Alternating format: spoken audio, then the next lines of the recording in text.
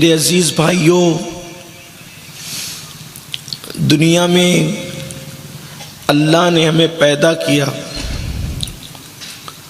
پیدا ہونے کی خوشی سب کو ہے، مرنے کا غم بھی سب کو ہے، لیکن حضرت مولانا عارف رومی مولائے روم بہت خوبصورت بات لکھتے ہیں کہ اے انسان، تیری زندگی کی ایک کتاب ہے، اے انسان تیری زندگی کی ایک کتاب ہے جس کے پہلے صفحے پر تیری پیدائش لکھی ہے اور جس کے آخری صفحے پر تیری موت لکھی ہے۔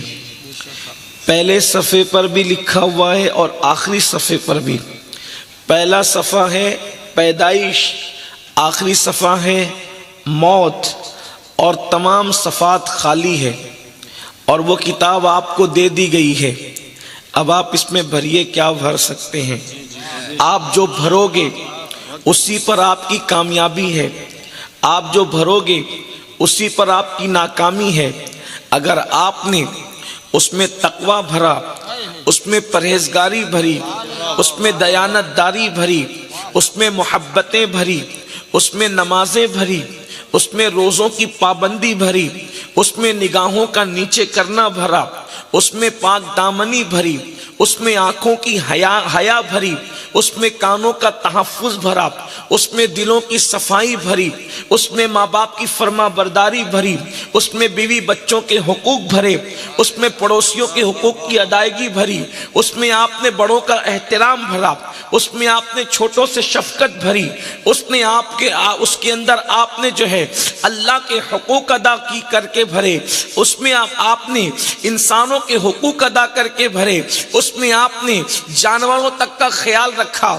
ایک دن آئے گا، یہ بھرتے بھرتے وہ پیج آ جائے گا، وہ صفحہ آ جائے گا جس کو موت کہتے ہیں۔ جب آپ اس دنیا سے جائیں گے تو یاد رکھنا، آپ وہ انسان ہوں گے، آئے تھے روتے ہوئے اور جائیں گے مسکراتے ہوئے، لیکن یہ کتاب جو آپ کو اور ہمیں دے دی گئی، اگر آپ نے اس میں محبتوں کی بجائے نفرتیں بھری ہے، نماز کی پابندیاں کی بجائے اگر آپ نے معاذ اللہ نمازوں کو ترک کرنا بھرا ہے، آپ نے اللہ اکبر اگر نگاہوں کی پاکیزگی کی بجائے آپ نے نگاہوں کی آوارگی بھری ہے، اس میں آپ نے حلال کی بجائے حرام بھرا ہے، اس میں آپ نے ماں باپ کی حقوق کی ادائیگی کی بجائے آپ نے ماں باپ کی نافرمانی بھری ہے، تو یاد رکھنا آپ کے لیے بھی وہ صفحہ آ جائے گا جسے آخری صفحہ کہتے ہیں، لیکن ہوگا وہی اللہ اکبر کہ روتے روتے دنیا میں آئے تھے اور روتے روتے دنیا سے جاؤ گے، کوئی پرسان حال نہیں ہوگا۔ اسی لیے اللہ کے بندو، وہ کتاب سب کو دی گئی ہے۔ عارف رومی کہتے ہیں اللہ اکبر، زندگی آمد برائے بندگی، زندگی آمد برائے بندگی، زندگی کیوں ہے؟ زندگی بندگی کے لیے ہے، اور اگر اس زندگی میں بندگی نہیں ہے تو عارف رومی کہتے ہیں پھر وہ شرمندگی کے سوا کچھ نہیں ہے، لیکن وہاں شرمندہ ہونا کچھ کام نہیں آئے گا۔ اب آپ کامیاب ہونا چاہتے ہیں یا آپ ناکام ہونا چاہتے ہیں، آپ روتے ہوئے آ کر دیکھو، روتے ہوئے تو سبھی آئے تھے، لیکن اب آپ کے اوپر ہے، آپ یہاں سے مسکراتے جانا چاہتے ہیں یا آپ روتے ہوئے ہی جانا چاہتے ہیں۔ اللہ اکبر، میرا اللہ قرآن میں فرماتا ہے ہر انسان اس کامیابی کو تلاش کر رہا ہے، اس کامیابی کا متلاشی ہے۔ کون سی کامیابی؟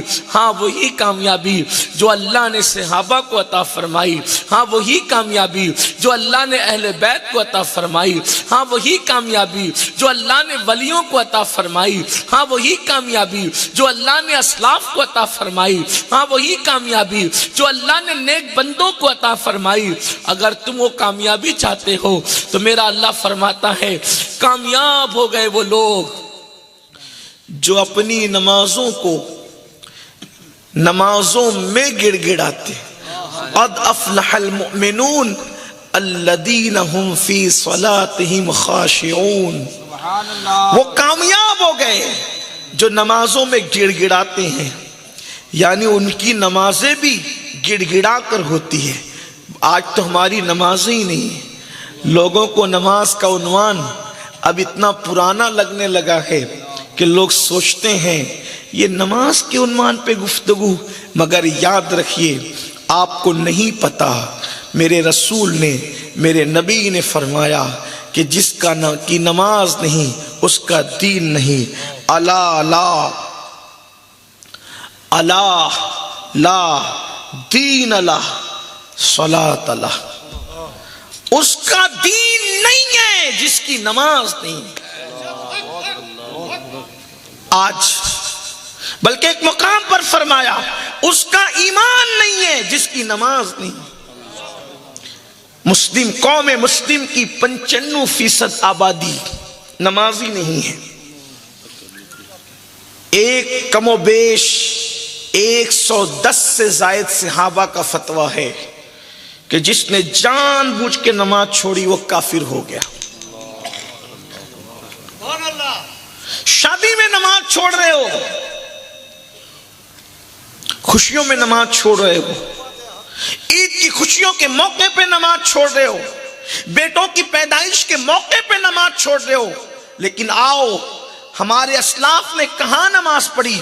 سیدنا فاروق اعظم عمر ابن خطاب رضی اللہ تعالیٰ عنہ، جب آپ کو خنجر مارا گیا مسجد نبوی کے اندر، یہ سب سے پہلا حملہ تھا مسجد نبوی کے اندر جو کسی پر کیا گیا تھا۔ اس سے پہلے میرے نبی کی مسجد کے اندر کبھی کسی پہ حملہ کرنا تو دور کی بات، میرے نبی کی مسجد کا ماحول یہ تھا کہ اللہ اکبر، ایک بندہ پیشاب کرتا ہے لیکن کوئی اس کو ڈانٹ بھی نہیں سکتا، مسجد کے اندر کوئی پیشاب کرتا ہے، اللہ اکبر۔ میں آپ کے سامنے کچھ بات کرنا چاہتا ہوں، اللہ اکبر، اس لیے کہ یہ جلسے نہ لطیفہ گوئی کے لیے ہوتے ہیں، نہ یہ جلسے اللہ اکبر دل بہلانے کے لیے ہوتے ہیں، یہ محفلیں صرف اور صرف اللہ کے دین کی تبلیغ کے لیے، اللہ کے دین سے قریب کرنے کے لیے ہوتے ہیں۔ اس لیے میں آپ کو بتانا چاہتا ہوں مسلمانوں اپنا دین سمجھو۔ آج آپ سوچتے ہو نا کہ پوری دنیا ہماری مخالف ہے، یاد رکھنا ہم اللہ کے دین سے ہٹے، لوگ ہمارے مخالف ہو گئے، ورنہ واللہ ہمارا دین وہ دین ہے۔ جس دن مسلمان اپنے دین کی طرف پلٹ کر کے آ جائے گا، دنیا اس کے قدموں میں آنے پر مجبور ہو جائے گی۔ مسجد نبوی کا ماحول مصطفیٰ جان رحمت نے کیا بنایا تھا؟ ایک شخص آتا ہے، وہ دیہاتی ہے اور وہ مسجد میں پیشاب کرنے لگتا ہے، کچھ لوگ اس کو مارنے کے لیے دوڑتے ہیں۔ سوچو تو صحیح، ہمارے یہاں سب سے بڑا متقی کون ہے؟ جو لوگوں کو بہت بلند آواز سے کسی غلطی پہ ڈانٹ دے، کسی گناہ پہ ڈانٹ دے، اس سے بڑا متقی ہمارے یہاں کوئی نہیں۔ مگر اللہ اکبر، میں متقی کی بات نہیں کرتا، بلکہ اللہ اکبر جو جانے تقوی ہے اس کی بات کرتا ہوں، جو وجہ تقوی ہے اس کی بات کرتا ہوں، جس کا احترام تقوی ہے اس کی بات کرتا ہوں، بلکہ جس کی نگاہ کسی کو اتقا بنا دیتی ہے اس کی بات کرتا ہوں۔ اللہ اکبر، میرے آقا علیہ الصلوۃ والتسلیم کے پیارے دیوانوں، کیا آپ کو نہیں پتا میرے اللہ نے فرمایا ان اکرمکم عند اللہ اتقاکم، کہ تم میں سب سے زیادہ اللہ کے نزدیک عزت والا وہ ہے جو متقی سب سے زیادہ ہے۔ اللہ اکبر، مفسرین کہتے ہیں یہاں اتقا سے مراد سیدنا صدیق اکبر کی ذات ہے۔ میں پوچھتا ہوں یہ اتقا ابو بکر کو کس نے بنایا؟ وہ مصطفیٰ جان رحمت کی ایک نگاہ تھی جس نے ابو قحافہ کے بیٹے کو اتقا بنا دیا۔ اللہ اکبر، سید المعصومین ہے، لوگوں کو متقی بنانے والے ہیں۔ اللہ اکبر، بلکہ آسمان ہدایت کا تارا بنانے والے ہیں۔ مسجد میں کوئی پیشاب کرتا ہے دیہاتی، لوگ مارنے کے لیے دوڑتے ہیں، جذبات تھے، حضور نے فرمایا رکو، نہ مارو اس کو، اس لیے کہ مسجد مار پیٹ کی جگہ نہیں۔ اگر مسجدوں میں مار پیٹ ہوگی تو پھر امن کہاں ہوگا؟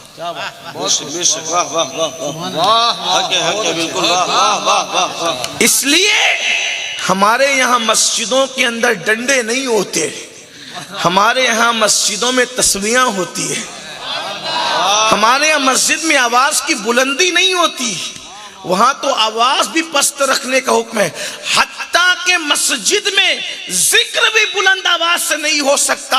اگر کوئی نمازی نماز پڑھ رہا ہو، کوئی تلاوت بھی زور سے نہیں کر سکتا، اگر کوئی نمازی نماز پڑھ رہا ہو تو سوچو تو صحیح مسجدیں کیا۔ اسی لیے میرے نبی نے فرمایا اللہ کی زمین پر سب سے بہترین جگہ مسجد ہے، وہاں مسلمان آواز بھی بلند نہیں کرتے، بلکہ وہاں پیر بھی لمبے نہیں کر سکتے۔ کوئی زبان کیا لمبی کرے گا، وہاں تو پیر بھی لمبے نہیں ہو سکتے۔ ایک مرتبہ ایک جناب نے پیر لمبے کیے، غیب سے آواز آئی، کیا بادشاہوں کے دربار میں ایسے ہی بیٹھا کرتے؟ اور جب انہوں نے پیروں کو سمیٹا ہے تو پھر کبھی پیر لمبے نہ کیے، جب ان کو غسل دینے کے لیے تختے پہ لٹایا گیا تب ان کے پیر لمبے ہوئے۔ یہ اپنا دین ہے میرے بھائیوں۔ آج دنیا جو دشمن بنی ہے صرف ایک وجہ سے، ہم اپنے دین سے ہٹے۔ آج دین کی طرف آنے کی ضرورت ہے، اور وہ دین کیا ہے؟ بڑی معذرت کے ساتھ ٹوپیاں یہ اصل دین نہیں ہے، یہ دین کی نشانی ہے۔ داڑیاں اصل دین نہیں ہے، یہ دین کی نشانی ہے۔ اصل اور نشانی میں فرق کیا ہوتا ہے؟ جیسے مثال کے طور پہ میں احمد آباد جا رہا ہوں، تو احمد آباد جانے کے لیے اگر میں یہاں سے نکلا، اس گاؤں سے، کیا نام ہے اس کا؟ دیسر نام گاؤں سے نکلا، لیکن یہاں ایک پتھر لگا ہوا ہے، اس کا نام وہاں لکھا ہوا احمد آباد، 120 کلومیٹر۔ میں وہیں بیٹھ گیا، لوگوں نے مجھ سے کہا امین القادری تم تو کہہ رہے تھے کہ احمد آباد جانا ہے۔ میں نے کہا آگے احمد آباد؟ کہا یہ احمد آباد تھوڑی، میں نے کہا یہ لکھا ہوا ہے۔ اب پاگل ہوا، یہ اصل نہیں ہے، یہ نشانی ہے۔ اصل اور نشانی میں فرق ہوتا ہے۔ احمد آباد تو لکھا ہوا ہے، نیچے نہیں دیکھتا کس کلومیٹر بھی لکھا ہوا ہے، تو دور ہے احمد آباد سے، تو احمد آباد سے دور ہے۔ یہ لکھے ہوئے کا لکھا ہوا ضرور ہے، لیکن وہ تجھے نشانی بتا رہا کہ ادھر جائے گا تو احمد آباد تک پہنچے گا۔ یہ نشانی ہے، احمد آباد نہیں ہے۔ احمد آباد اتنی چھوٹی سی بستی نہیں ہے، احمد آباد اتنا چھوٹا سا دیہات نہیں ہے۔ احمد آباد تو ولیوں کے گنبد جہاں ہے، مسجدوں کے مینار جہاں ہے، بہت بڑی بڑی سڑکیں جہاں ہیں، بلند بلند عمارتیں جہاں ہیں، وہ شہر احمد آباد تو نے کبھی دیکھا نہیں دیکھا۔ کہ یہ نشانی ہے، نشانی دیکھ کر اصل تک پہنچتے ہیں۔ میرے عزیز، تو ابھی داڑھی ٹوپی تسبیح اور مصلی میں الجھ کر کے رہ گیا، حالانکہ یہ اصل دین نہیں بلکہ دین کی نشانی ہے۔ یہ دین کی نشانی ہے۔ تو کہا دین کیا ہے پھر؟ اصل دین کیا ہے؟ میں نے کہا یہ دیکھ دین کیا ہے۔ کیا ہے دین؟ مسجد میں پیشاب کرنے والے کو لوگ مارنے دوڑتے ہیں، اور میرے آقا مصطفیٰ جان رحمت انہیں روک دیتے ہیں۔ فرمایا رکو، نہ مارو اس کو۔ اور اس کے بعد جب وہ پورا پیشاب کر لیتا ہے تو جو مارنے دوڑ رہے تھے ان سے فرمایا پانی لو اور تم دھلو۔ اور اس دیہاتی کو بلا کر کے فرمایا اللہ کے بندے، یہ اللہ کا گھر ہے، یہ پیشاب کرنے کی جگہ نہیں ہے، دین اس کا نام ہے۔ الدین النصیحہ، دین خیر خواہی کا نام، یہ دین ہے ہمارا، یہ ہمارا دین ہے کہ مسجد کی حرمت سے بڑھ کر مومن کو حرمت دے دی گئی۔ یہ ہمارا دین ہے، ہم اسی سے ہٹے، یہ ہمارا دین ہے۔ فرمایا اگر کوئی پیٹ بھر کے کھا کے سو جائے اور اس کا پڑوسی بھوکا ہو، اب پڑوسی چاہے مسلمان ہو یا غیر مسلم ہو، لیکن اگر وہ بھوکا ہے تو میرے نبی فرماتے ہیں اس پیٹ بھر کے سونے والا جس نے پڑوسی کی خبر نہیں لی، اللہ رات بھر اس پر لعنت برساتا ہے۔ اب غور تو کریں، یہ اپنا دین ہے۔ تو مسئلہ کیا ہوا؟ ہم دین سے ہٹے، بہت دور نہ نکلے۔ تو عرض یہ کر رہا تھا کہ پہلی مرتبہ مسجد نبوی میں اگر کسی پہ حملہ ہوا، جب تک اللہ کے رسول علیہ الصلوۃ والتسلیم ظاہری حیات میں رہے ماحول وہی تھا، حضور کا کنٹرول، صدیق اکبر تھے، صدیق اکبر کا کنٹرول، فاروق اعظم تھے، ان کا اپنا بھی کنٹرول، کوئی ظلم نہیں ہو سکتا تھا کسی پہ، نہ کسی عورت پر، نہ کسی مرد پر۔ لیکن چونکہ سب مسلمان تھے، حالت نماز میں ایک آتش پرست جسے مجوسی کہتے ہیں، جو آگ کی پوجا کرتا تھا، وہ فاروق اعظم پہ حملہ کرتا ہے، اور آپ آدھی نماز میں تھے اور نماز میں آپ پر حملہ ہوا، اور پھر کسی نے بڑھ کر کے حضرت سیدنا عبد الرحمن ابن عوف نے یا کسی نے بڑھ کر نماز پڑھا دی، فاروق اعظم کو اٹھا کر کے لایا گیا۔ فاروق اعظم نے فرمایا ابھی تو نماز کا ٹائم باقی ہے اور میری نماز ہوئی نہیں، نماز میں تھے، حملہ ہوا، زخموں سے خون بہ رہا ہے، اور اتنا زخم ہے کہ اب بچنے کی امید نہیں ہے۔ لیکن فاروق اعظم کہتے ہیں ابھی نماز کا وقت ہے، ابھی وہ مرہم پٹی کرانے کی فکر نہیں، ابھی خون بند کرانے کی فکر نہیں، ابھی زخموں کی فکر نہیں، فکر کس کی ہے؟ نماز کی فکر ہے، ابھی نماز کا وقت ہے، پہلے مجھے نماز پڑھنے دو، کیونکہ میں نے انہی کانوں سے رسول اللہ سے سنا ہے کہ جس کی نماز نہیں ہے اس کا دین نہیں ہے۔ جو نماز چھوڑ دیتا ہے اس کے ہاتھ سے دین چلا جاتا ہے، کیونکہ اللہ کے رسول صلی اللہ علیہ وآلہ وسلم نے ارشاد فرمایا، کیا فرمایا؟ کہ نماز دین کا ستون ہے، ستون۔ جس نے نماز چھوڑ دیا اس نے دین کے ستون کو گرا دیا، اس نے دین کے ستون کو ڈھا دیا۔ میرے پیارے آقا صلی اللہ علیہ وآلہ وسلم کے دیوانوں، صحابہ فرماتے ہیں ہم نے فاروق اعظم کو دیکھا کہ اسی حالت میں انہوں نے نماز ادا کی کہ ان کے اعضاء سے خون بہ رہا تھا، اللہ اکبر، اور وہ نماز ادا فرما رہے تھے۔ میں آپ سے پوچھنا چاہتا ہوں میرے پیارے آقا صلی اللہ علیہ وآلہ وسلم کے دیوانوں، اور اپنی بہنوں سے بھی پوچھنا چاہتا ہوں، بتاؤ جب اس حالت میں نماز پڑھی گئی تو آج ہم خوشیوں کے موقع پہ نماز چھوڑ رہے ہیں، اللہ اکبر، شادیوں کے موقع پہ نماز چھوڑ رہے ہیں، اللہ اکبر، ہم لوگ جو ہیں اللہ اللہ اے سی میں بیٹھ کر کے نماز چھوڑ رہے ہیں، پنکھوں کی ہواؤں کے اندر نماز چھوڑ رہے ہیں۔ مگر یاد رکھنا میرے عزیز، میرے آقا صلی اللہ علیہ وسلم کے دیوانوں، کامیابی اسی کو ملے گی جو اپنی نمازوں میں گڑ گڑاتے ہیں، جو خشوع و خضوع کے ساتھ نماز پڑھتے ہیں۔ اچھا کچھ لوگ تو ایسے بھی ہیں جو کہتے ہیں مولانا نماز کی ضرورت تو ان لوگوں کو ہے جو اللہ تک پہنچے نہیں، اللہ کے پہنچے ہوئے بندوں کو تو نماز کی ضرورت کیا ہو سکتی ہے؟ یاد رکھنا جو اللہ کا جتنا قریبی ہوتا جاتا ہے اس میں عبادت کی تڑپ اتنی زیادہ بڑھتی چلی جاتی ہے۔ ابھی میں آپ کے سامنے پیش کروں گا باتوں کو، لیکن ایک بات آپ سے کہتا ہوں، خلفائے راشدین سے بڑھ کر یہ جو چار یار ہیں نا میرے نبی کے، صدیق اکبر، فاروق اعظم، عثمان غنی مولا، ان سے بڑھ کر اللہ کا قریبی اس امت میں کون ہوگا؟ ان کو جانتے ہو یہ کون لوگ ہیں؟ ان کو پتا ہے یہ کون لوگ ہیں؟ خلفائے راشدین۔ انبیاء کے بعد امت میں سب سے افضل ترین یہ چار ہستیاں ہیں، اور وہ بھی الگ ترتیب، پہلے صدیق اکبر، فاروق اعظم، عثمان غنی، مولا علی۔ آپ کو بتاؤں یہ کون لوگ ہیں؟ یہ کون لوگ ہیں؟ آئیے اس کتاب سے پڑھوں جو کتاب بطور منت لکھی گئی آج سے تقریباً 300 سال پہلے۔ ایک مصنف، ان کی آنکھوں کی بینائی کا کوئی مسئلہ ہو گیا، انہوں نے منت مانی، انہوں نے منت مانی۔ کیا منت مانی؟ اچھا منت بھی کہاں مانی؟ حضور علیہ الصلوۃ والتسلیم کی پوتی،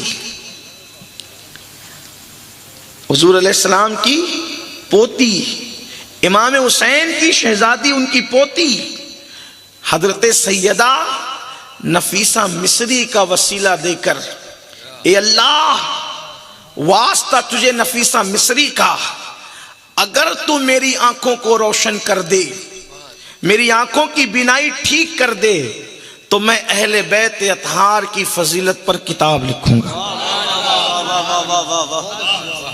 بہت اچھا، سبحان اللہ۔ یہ نفیسہ مصری کا نام شاید آپ نے ہو سکتا ہے کہ بعض لوگوں نے پہلی بار سنا ہو۔ یہ نفیسہ مصری کون ہے پتہ ہے؟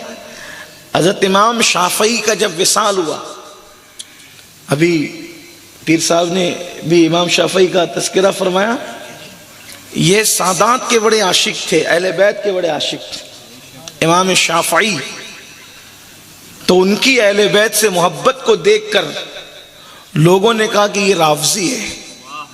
وہ تھے شافعی، محمد ابن ادریس شافعی۔ انہوں نے لوگوں کو جواب دیا، فرمایا کہ لوگ بھی بڑے عجیب ہیں، جب ہم ذکر اہل بیت کرتے ہیں تو لوگوں کو رافضی لگنے لگتے ہیں، اور جب ذکر صحابہ کرتے ہیں تو لوگوں کو ہم خارجی لگنے لگتے ہیں، لیکن نہ ہم رافضی ہے نہ خارجی ہے۔ اصل میں لوگوں کے دل کے اندر مرض ہے کہ وہ ہمیں سمجھ نہیں پاتے کہ ہم وفادار اہل بیت بھی ہے اور وفادار صحابہ بھی ہے۔ تو امام شافعی کو لوگوں نے رافضی کہا، لیکن بہرحال امام شافعی رحمت اللہ علیہ نے لوگوں کی پرواہ نہیں کی اور وہ اپنا کام کرتے رہے، حتیٰ کہ شافعی کا مسلک یہ ہے، وہ کہتے رہے، جد الممتار میں امام اہل سنت نے اس کو لکھا، یا اہل البیت رسول اللہ حبکم فرض من اللہ فی القرآن انزلہ یکفیکم من عظیم الفخر انکم من لم یصلی علیکم لا صلاة لہ آل النبی ذریعتی وہم الیہ وسیلتی ارجو بہم آتا غدن بید الیمین صحیفتی۔ امام سید حضرت امام محمد ابن ادریس شافعی کہتے ہیں، یا اہل البیت رسول اللہ حبکم، اے میرے نبی کی اہل بیت۔ لوگوں کو یا رسول اللہ ہضم نہیں ہوتا، امام شافعی تو یا اہل البیت کہہ کے پکارتے، یا اہل البیت، اے میرے رسول اللہ کی اہل بیت، حبکم، تم لوگوں کی محبت، تم لوگوں کی محبت، فی القرآن انزلہ، اللہ نے ہم لوگوں پر قرآن میں فرض کر دیا۔ اللہ نے قرآن میں آپ لوگوں کی محبت کو ہم پہ فرض کیا۔ پتہ چلا کہ قرآن میں اور بھی کچھ فرض ہے، ابھی کچھ لوگ انگلیوں پہ گنتے، یہ فرض ہے، یہ فرض ہے، یہ فرض ہے، یہ بھی فرض ہے۔ محمد ابن ادریس شافعی کہتے ہیں محبت اہل بیت بھی فرض ہے، اور پھر کہتے ہیں یکفیکم من عظیم الفخر انکم۔ اب تو لوگ یہی کہتے رہے، یہ لوگ فخر کرتے ہیں، یہ لوگ فخر کرتے ہیں، آپ کیا فخر کی بات کرتے ہیں؟ امام شافعی کہتے ہیں کیا یہ فخر تمہیں کافی نہیں؟ کیا یہ فخر تمہیں کافی نہیں؟ کیونکہ یہ فخر کی بات ہے۔ ارے جب غلام ہونا فخر کی بات ہے تو کیا آل ہونا فخر کی بات نہیں ہے؟ نعرہ رسالت، لیکن حکم عاجزی کا ہے، عاجزی کی جانی چاہیے، کی جاتی ہے الحمدللہ۔ اور سب کے لیے یہ کہ نسب پہ فخر مت کرو، بالکل نہ کرو، لیکن امام شافعی کہہ رہے ہیں یکفیکم، کافی نہیں ہے، من عظیم الفخر، یہ بہت بڑا فخر آپ لوگ کے لیے کافی نہیں ہے۔ کیا فخر ہے؟ کہا من لم یصلی علیکم لا صلاۃ لہ، کہ اس وقت تک کہ ہماری نمازیں ہوتی نہیں جب تک ہم اہل بیت پہ درود نہیں پڑھ لیں۔ ہماری نمازیں اہل بیت پہ درود کے بعد ہوتی ہے، اور پھر کہتے ہیں آل النبی ذریعتی وہم الیہ وسیلتی ارجو بہم آتا غدن بید الیمین صحیفتی۔ کہتے ہیں کہ آل نبی میرا ذریعہ ہے اور وہی اللہ تک پہنچنے کا وسیلہ ہے، اور فرماتے ہیں کہ قیامت کے دن میرا نام اعمال جو میرے سیدھے ہاتھ میں دیا جائے گا وہ بھی آل محمد کے صدقے میں دیا جائے گا۔ اہل بیت کی محبت کے صدقے میں وہ امام شافعی رحمت اللہ علیہ آپ نے وصیت کی تھی، جب میرا انتقال ہو جائے، توجہ کرنا، جب میرا انتقال ہو جائے تو میرا جنازہ نفیسہ مصری کی گلی سے لے کر نکلنا، اس سیدہ کی چوکھٹ سے ہو کر میرا جنازہ نکلے گا، اللہ اسی کے صدقے میری مغفرت فرما دے۔ یہ ہے امام شافعی کی محبت۔ تو نفیسہ مصری کے وسیلے سے دعا کی اللہ، اور اس منت کے ساتھ کہ آنکھیں اچھی ہو جائے گی تو میں اہل بیت کے فضائل پہ کتاب لکھوں گا، اور اس کتاب، اور آنکھیں اچھی ہو بھی گئی، پھر کتاب لکھی تو اس کا نام رکھا نور الابصار، آنکھوں کا نور۔ کتاب کا نام بھی رکھا آنکھوں کا نور۔ وہ کتاب ہے اہل بیت پر، لیکن انہوں نے اس کا آغاز کیا ہے خلفائے راشدین کے فضائل سے۔ ہاں، وجہ کیا ہے؟ وجہ یہ ہے کہ کسی کی اہل بیت کی محبت اس وقت تک قبول نہیں جب تک وہ نبی کے اصحاب کا وفادار نہیں۔ ہاں، ورنہ وہ اہل بیت کی محبت کا نام لے کے صحابہ کو گالیاں دے تو پھر اس کی محبت اہل بیت ہے ہی نہیں، وہ تو تبرہ کر رہا ہے، وہ تو سیاست کر رہا ہے۔ تو اللہ اکبر۔ تو میں عرض یہ کر رہا تھا کہ وہ لکھتے ہیں، اب بات آتی ہے جو کتاب کا حوالہ دے کر کے اب بات آتی ہے، اس لیے کہ کتاب کا حوالہ پڑھنے میں تھوڑا سی دقت بھی ہوتی ہے، تقریر کا تسلسل بھی ٹوٹتا ہے، مگر حالات کی مجبوریاں ہمیں حوالہ دینے پہ تھوڑا سا روکتی ہے، مجبور کرتی ہے۔ تو نور الابصار میں یہ بات موجود ہے۔ آپ کہہ رہے تھے نا، آپ سوچتے ہو نا کہ نمازیں وہ پڑھے جو اللہ تک نہیں پہنچے، جس کو کوئی مرتبہ نہیں ملا وہ نمازیں پڑھے، اس طرح کی باتیں لوگ بکتے ہیں نا، بکواس کرتے ہیں نا۔ اب یہ خلفائے راشدین ہے کس مقام پر پہنچے ہوئے؟ جب نوح علیہ السلام اپنی قوم کی بدتمیزیوں سے پریشان ہوئے تو نوح علیہ السلام نے اللہ کی بارگاہ میں عرض کی، مولا یہ بہت پریشان کر چکے۔ تو اللہ نے فرمایا اب ایک کشتی بنائیے، جب آپ کشتی بنائیں گے تو پھر جب کشتی بن جائے گی تو ہم ایک طوفان لائیں گے، اور جب طوفان آئے گا تو یہ سب ڈوب جائیں گے، جو کشتی میں سوار ہوں گے وہی کامیاب ہوں گے۔ تو حضرت نوح علیہ السلام نے کشتی بنانی شروع کی۔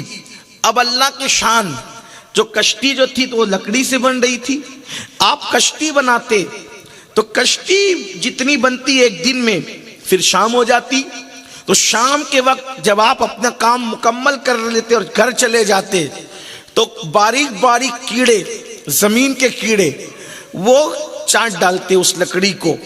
آپ آ کر پھر کہتے بھئی، پھر کام شروع کرتے، پھر چاٹ دیتے، پھر کام شروع کرتے، پھر وہ کیڑے چاٹ لیتے۔ اللہ سے کہا مولا کشتی بنے گی کیسے؟ مولا یہ کشتی بنے گی کیسے؟ میں کام کرتا ہوں یہ چاٹ لیتے ہیں، میں کام کرتا ہوں یہ چاٹ لیتے ہیں، کیسے کشتی بنے گی؟ کیڑے چاٹ لیتے ہیں۔ اللہ نے فرمایا نوح، اے نوح، اگر تو چاہتا ہے کہ یہ کشتی کی لکڑیوں کو کیڑے نہ چاٹے تو میرے محبوب بندوں کے نام تو اپنی اس کشتی میں لکھ دے، جو میرے پیارے ہیں، جو میرے محبوب ہیں، ان کے نام لکھ اس کشتی پر۔ جب تو لکھ دے گا تو اس کو کیڑے نہیں چاٹیں گے۔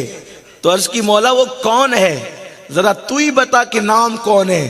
تو فرمایا وہ میرے نبی کے 4 یار ہیں، میرے محبوب کے 4 یار ہیں، ابو بکر صدیق، عمر فاروق، عثمان غنی اور علی حیدر کرار۔ جب عثمان غنی اور یہ جو چاروں نام لکھے نوح علیہ السلام نے لگا دیے، پھر اس کے بعد اس کشتی کو کیڑوں نے نہیں چاٹا۔ حضرت نوح علیہ السلام کی کشتی کیڑوں سے بھی محفوظ رہی اور طوفان میں بھی محفوظ رہی۔ سوچو، نوح کی کشتی پر اللہ کا پیغمبر جس کا نام لکھتا ہے وہ میرے نبی کے یہ 4 یار ہیں۔ اللہ اکبر، غور فرمائیں. اور ان میں دوسرے یار فاروق اعظم، اللہ اکبر، ان کو جو ہے وہ زخم لگ رہا ہے اور زخم کی حالت میں بھی فاروق اعظم نماز ادا فرما رہے ہیں اور کہتے ہیں کہ میں نے اپنے نبی سے سنا، اللہ کے رسول نے فرمایا کہ جس کی نماز نہیں اس کا دین نہیں. اب آپ مجھے بتائیں، جنہیں جنت کی بشارتیں ملی ہو، جن کے نام نوح علیہ السلام کی کشتی پر لگے ہوں، اللہ اکبر، وہ لوگ نماز نہ چھوڑیں اور وہ بھی اس حالت میں نہ چھوڑیں، بلکہ اگر ایسی حالت میں نماز چھوٹ جاتی تو یہ تو عذر ہی تھا، اتنے زخمی تھے، خون بہ رہا تھا، لیکن اس حالت میں بھی انہوں نے نماز نہیں چھوڑی. اور آج میرا جوان نماز ترک کر رہا ہے. یاد رکھنا اے میرے آقا صلی اللہ علیہ وآلہ وسلم کے دیوانوں، ناکام رہو گے جب تک مسجدوں سے دور رہو گے، ناکام رہو گے جب تک سجدوں سے دور رہو گے، اسی طرح بلبلاتے رہو گے، اسی طرح تڑپتے رہو گے. کوئی اللہ کی مدد آنے والی نہیں ہے. اگر زمانے میں انقلاب چاہتے ہو تو اللہ کے گھروں کی طرف آنا ہوگا، اللہ کے گھروں کی طرف پلٹنا ہوگا.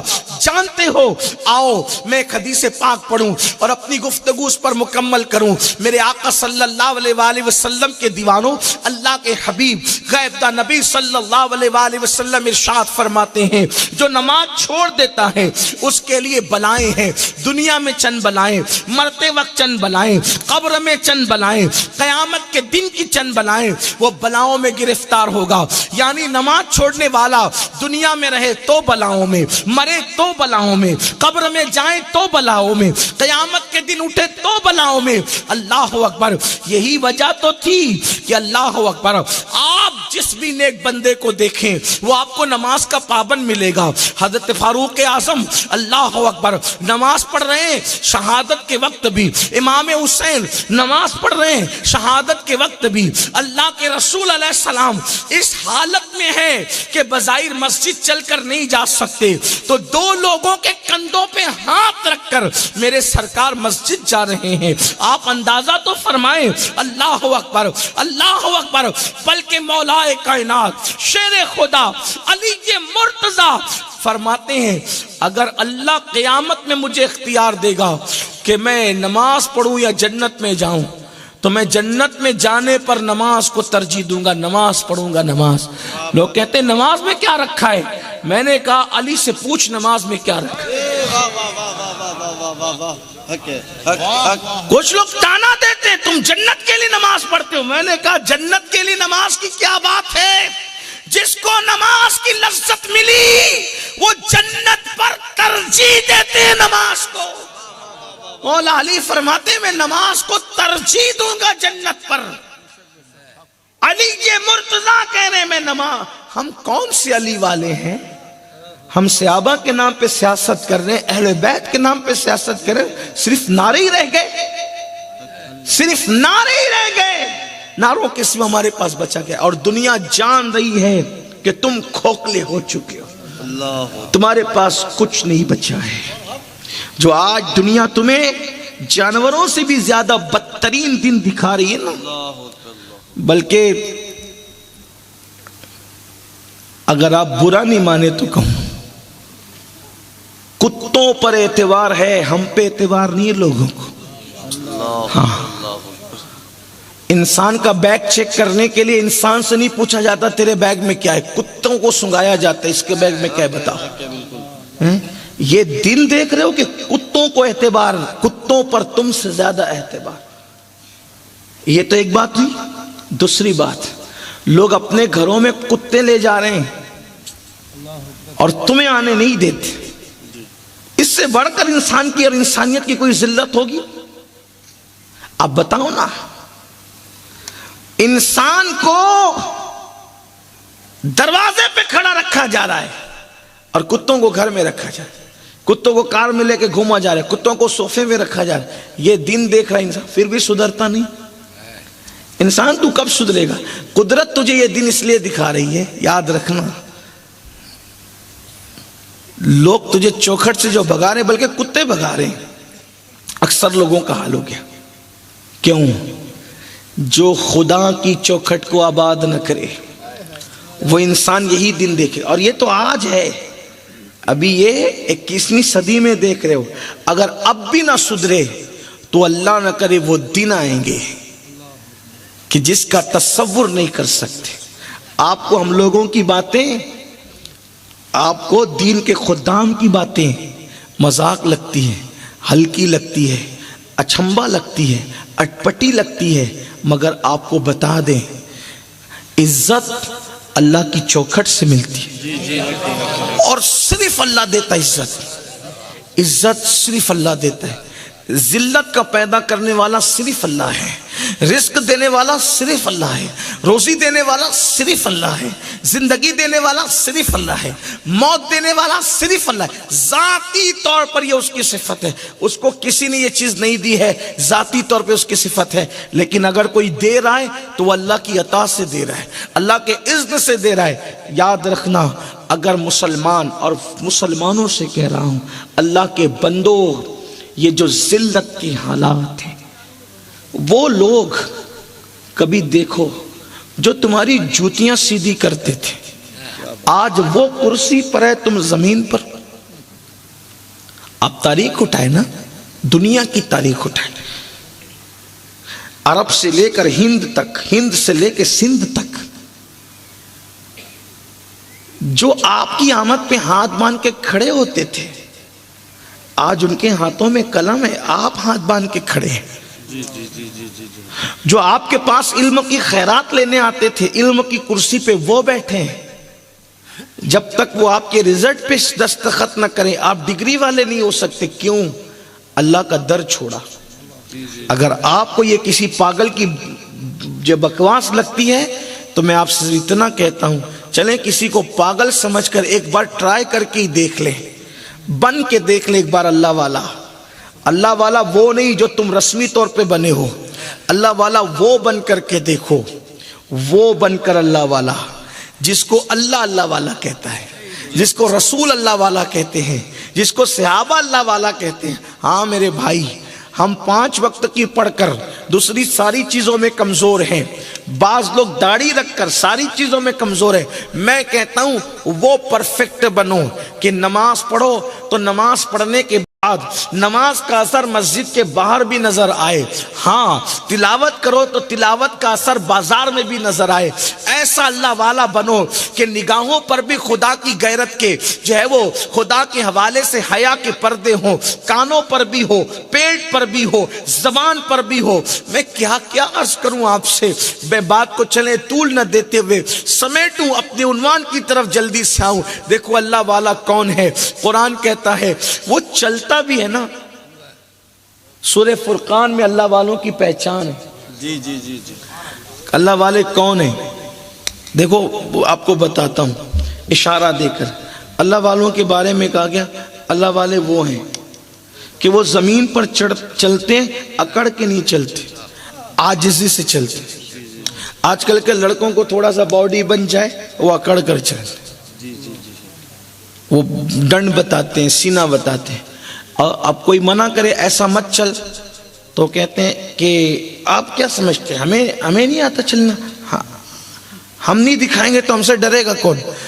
اللہ کے بندو، یہ ڈنڈ سے لوگ نہیں ڈرتے، یہ سینہ چوڑا ہونے سے نہیں ڈرتے. جو آنکھیں گناہوں سے محفوظ ہوتی ہے ان آنکھوں میں خدا وہ چمک پیدا کرتا ہے کہ لوگ اس کے اندر آنکھ ملا بھی نہیں پاتے. صدیق اکبر کے پاس کون سے ڈنڈ تھے؟ کون سے ڈنڈ تھے؟ ارے صدیق اکبر تو صدیق اکبر ہے. میں کہتا ہوں یہ بتا علی اصغر کے پاس کون سا ڈنڈ جس سے پورا یزیدی لشکر اللہ اکبر لرزہ پر اندام تھا. خدا کی عزت کی قسم، لوگ کہتے ہیں کربلا کیسے جیتا گیا. میں نے کہا علی اصغر کی ایک ہلکی سی ہچکی نے کربلا میں وہ کوہرام بپا کیا کہ علی اصغر نے کسی کو مارا نہیں مگر علی اصغر نے کسی کو زندہ چھوڑا نہیں.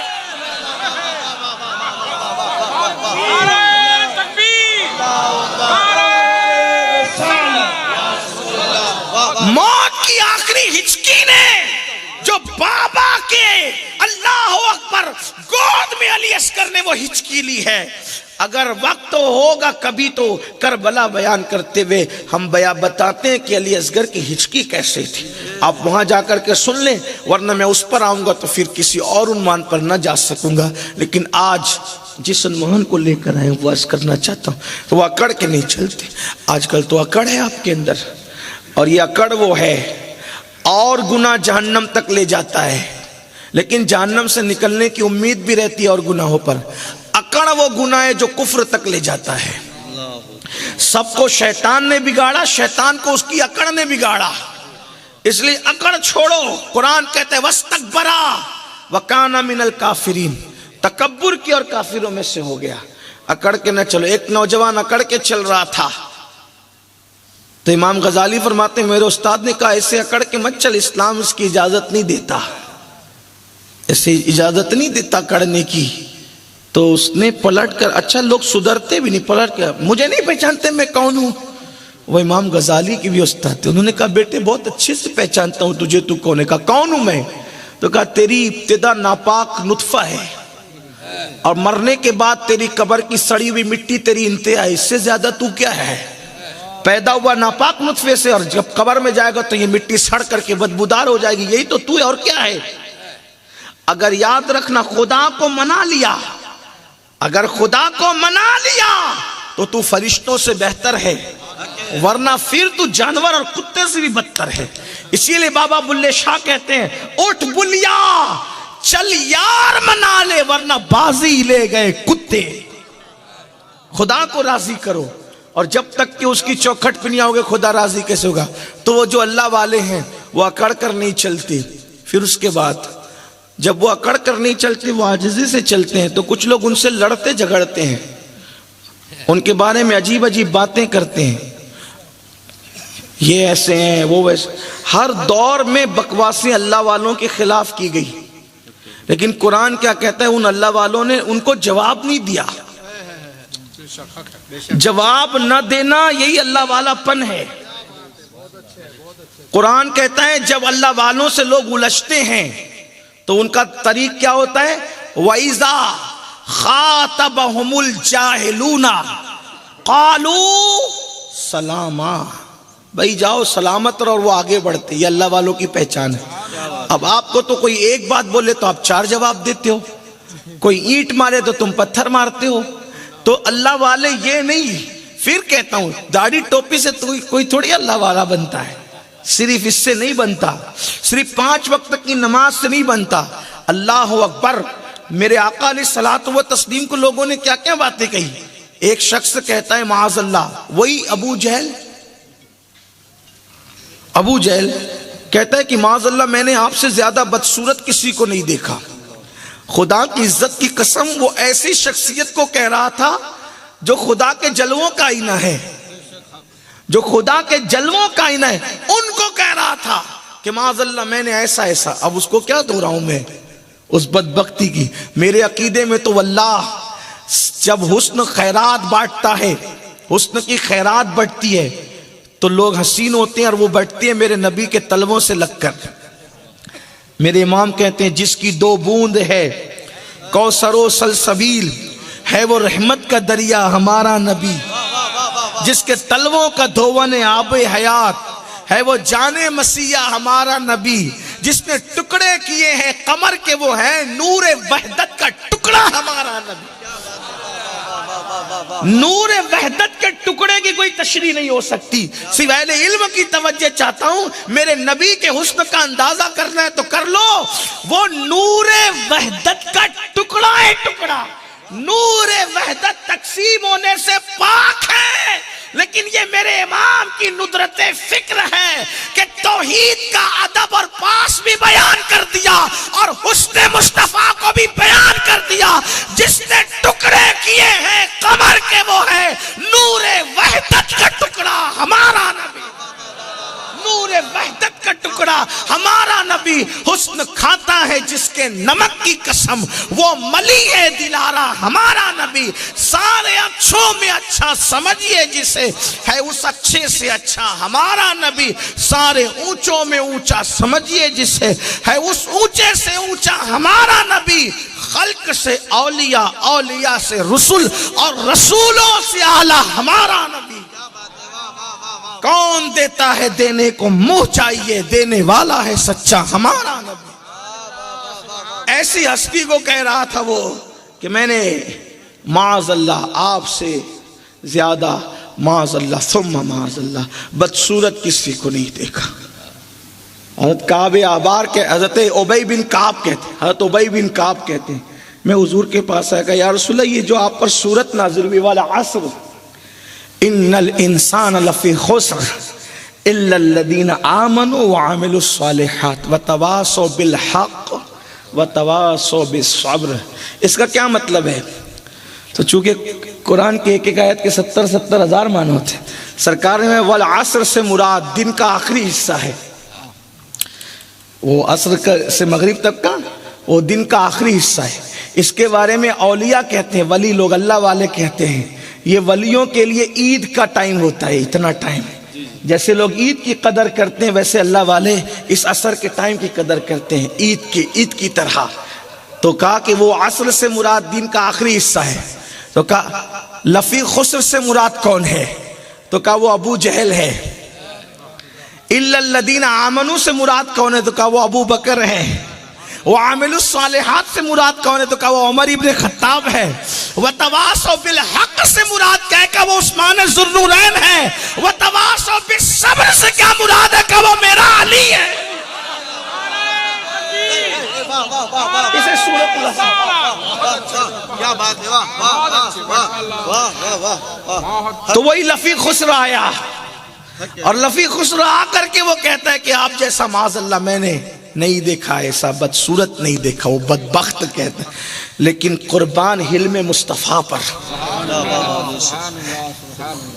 آپ گستاخ رکھے حلم و شکیبائی دوست، کہتے ہیں میرے امام کہتے ہیں کہ آپ کا حلم ہی تو وہ ان کی ہمت بڑھا رہا ہے نا بدبختی کرنے کی۔ تو کہتے ہیں صدقتا، تو سچ کہہ رہا ہے۔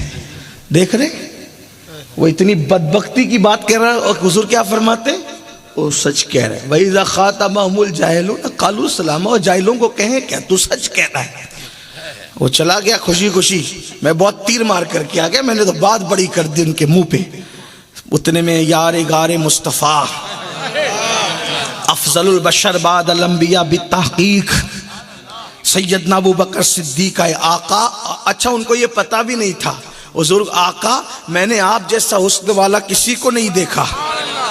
سرکار نے وہ صدقتا، تو بھی سچ کہتا ہے۔ اب جو پہلے سے موجود تھے ابو جہل بھی صدقتا سن چکا، ابو بکر بھی صدقتا سن چکے۔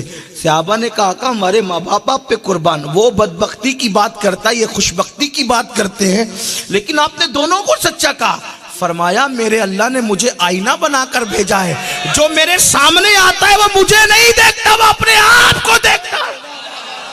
وہ ابو جہل اپنے آپ کو دیکھ رہا تھا، آئینے میں بدصورت وہ اپنا آپ اس کا نظر آیا، اور ابو بکر کا دل چونکہ بڑا خوبصورت ہے ایمان کی وجہ سے، اس لیے میں ان کو خوبصورت نظر۔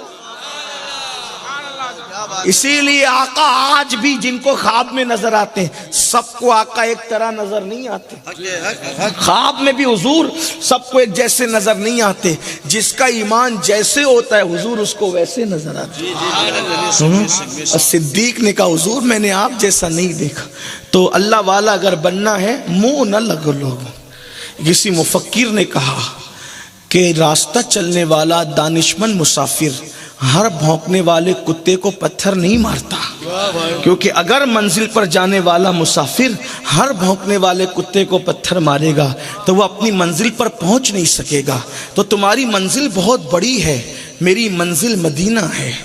ہاں آپ کی منزل بہت آگے آپ کو جانا ہے، میں کہاں رکتا ہوں عرش فرش کی آواز سے، مجھ کو جانا ہے بہت اونچا حد پرواز سے۔ لوگ بکواس کریں گے آپ کے پاس آ کر، کوئی حجاب پر کوئی بات کرے گا، کوئی معاذ اللہ آپ کے نبی پر کوئی بات کرے گا، معاذ اللہ کوئی آپ کے عقیدے پہ کوئی بات کرے گا، معاذ اللہ کوئی آپ کے دین کے خلاف کوئی بات کرے گا۔ اس طریقے سے لوگ باتیں کرتے رہیں گے، آپ کو سب کے منہ نہیں لگنا، بلکہ آپ کو یہ سمجھنا ہے میرا دین سچا، میرا نبی سچا، میرا خدا سچا، میرا رسول سچا، ہم سچے دین کے ماننے والے ہیں۔ اگر کسی کو حجاب ہضم نہیں ہوتا نہ ہو، کسی کو 3 طلاق کا مسئلہ ہضم نہیں ہوتا نہ ہو، ہم کسی کو یہ کہنے تھوڑی جاتے ہیں کہ آپ بھی آ کر اس پر عمل کرو، ہم تو یہ کہتے ہیں جس نے نبی کا کلمہ پڑھا ہے وہ عمل کرے۔ تو لوگ جو اس طریقے کی باتیں کر رہے ہیں، آپ کو پریشان نہیں ہونا، آپ کو جھگڑا نہیں کرنا، آپ کو پلٹ کر کوئی جواب نہیں دینا،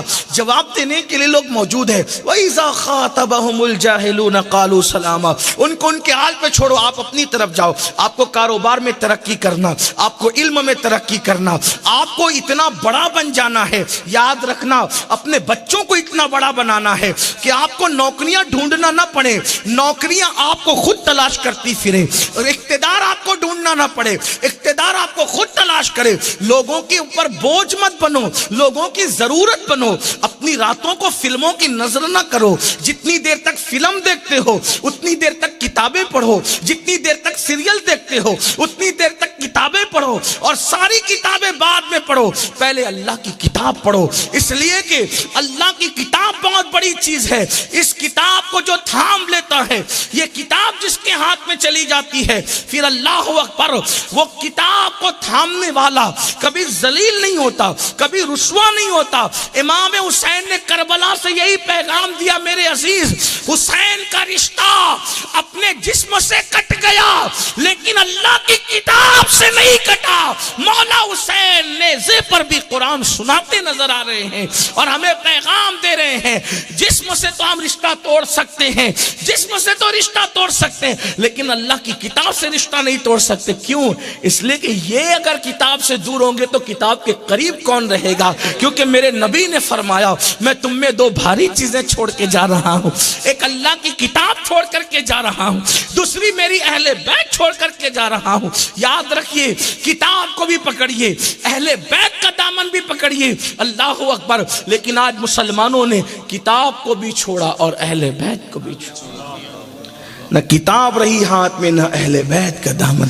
اور حضور نے 2 تحفے دیے تھے، میں اپنی اللہ کی کتاب چھوڑے جا رہا ہوں، ایک اللہ کی طرف سے ہے کتاب اللہ، اور اپنی طرف سے وَإِطْرَةُ أَهْلِ بَيْتِ، میں اپنی عطرت چھوڑ کر کے جا رہا ہوں، اہل بیت چھوڑ کر کے جا رہا ہوں۔ افسوس ہم نے دونوں کی قدر نہیں کی، کتاب کی قریب بھی نہیں گئے، اہل بیت سے بھی وہ تعلق نہیں رکھا۔ آپ کہیں گے نہیں ہم تو محبت کرتے ہیں، میں کہتا ہوں میرے عزیز صرف ہاتھ چومنا تھوڑی محبت ہے، ہاتھ چومنا تھوڑی۔ اگر یقین جانے اگر آج امام حسین بھی ہوتے تو آپ صرف ہاتھ ہی چومتے، بس آپ اس سے زیادہ کچھ نہیں کر، اس لیے کہ بات سمجھ میں آتی سب۔ پھر کرنا کیا؟ میں نے کہا 10 20 500 کی نوٹ دینا یہ بھی محبت نہیں ہے، تھوڑا مجھے معاف رکھیں آپ۔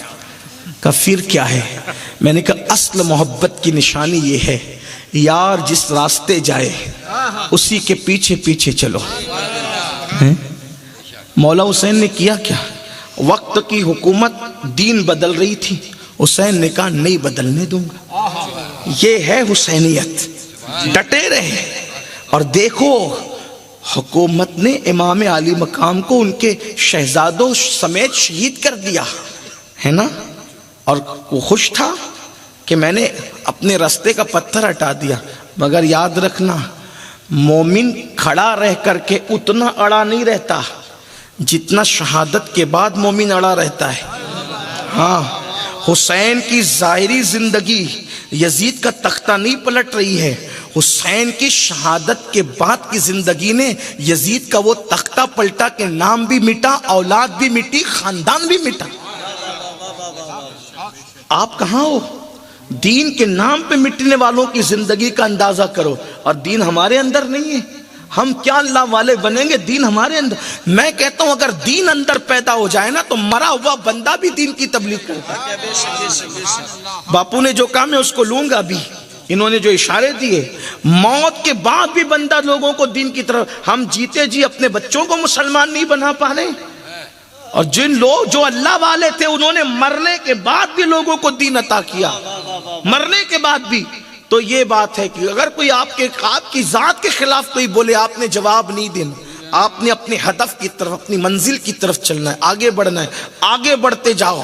یہ ہندوستان غریب نواز کا ہندوستان، یہ خواجہ کا ہندوستان، یہ اولیاء کا ہندوستان، اللہ اکبر، محبوب الہی کا، صابر پاک کا۔ اس زمین سے وفا، اس زمین سے وفاداری کرنا، اس زمین کے ساتھ جو ہے وہ محبت کرنا، یہ ہمارے بزرگوں کا طریقہ ہے، کیونکہ اس کے سینے میں ہماری امانتیں آرام کر رہی ہے۔ لیکن اپنے ہدف کی طرف بڑھو، اپنی منزل کی طرف بڑھو۔ اللہ اکبر۔ پھر اللہ والوں کی کیا شان ہے؟ پھر وہ کھڑے ہوتے ہیں تو اللہ کا ذکر کرتے ہیں، لیٹتے تو اللہ کا ذکر کرتے ہیں، کروٹوں پہ لیٹتے تو بھی اللہ کا ذکر کرتے ہیں، وہ بیٹھتے تو بھی اللہ کا ذکر کرتے ہیں۔ دیکھا یہ اللہ والوں کی شان، یعنی ان کا بیٹھنا بھی فضول نہیں ہے، بیٹھے بیٹھے ذکر میں ہے، لیٹے لیٹے ذکر میں ہے۔ اللہ اکبر۔ کھڑے ہیں تو اللہ کے ذکر میں۔ آپ سے پوچھنا چاہتا ہوں، ہم کون سے اللہ والے؟ مسجد سے نکلے، ٹوپی جو وہ گھڑی کی اس کو جو وہ سمیٹا، جیب میں ڈالا، اور کسی کوئی لڑکی نظر آئی اس پہ پاپ کی نظر ڈالنے لگے، فون پہ جھوٹ بولنے لگے۔ اللہ اکبر۔ یہ کون سا اللہ والا پن ہے؟ اچھا کچھ لوگ یہ سمجھتے ہیں اللہ والے ایک مخصوص طبقہ ہی اللہ والا بن سکتا ہے، ہم نہیں بن سکتے۔ یاد رکھنا مسلمانوں، اللہ نے قرآن جو نازل کیا ہے کسی مخصوص طبقے کے لیے نازل نہیں کیا ہے، ہر انسان کے لیے، ہر مسلمان کے لیے لازم کیا ہے۔ تم اس پر عمل کرو، اللہ تمہیں بھی اللہ والا بنا دے گا۔